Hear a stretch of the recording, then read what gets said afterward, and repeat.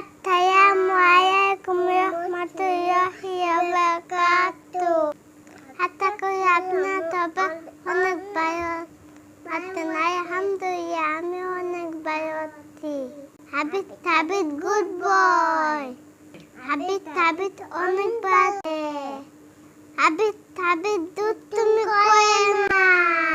হাবিব ভালোভাবে লেখাপড়া করে। হাবিব বাবা মার কথা শুনে।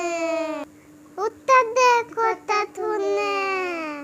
বন্ধুরা তোমরা লেখাপড়া করবে, বাবা মার কথা শুনবে।